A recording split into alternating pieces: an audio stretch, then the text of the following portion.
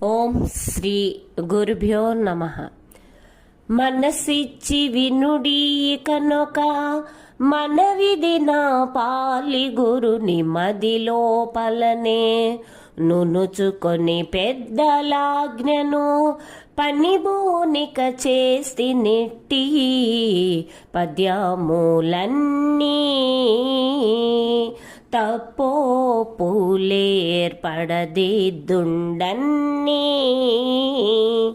ఘనమాతి మంతులు గనుకానే ప్రార్థిస్తి ఘనమాతి మంతులు గనుకానే ప్రార్థిస్తి నను మీ కటాక్షేక్ష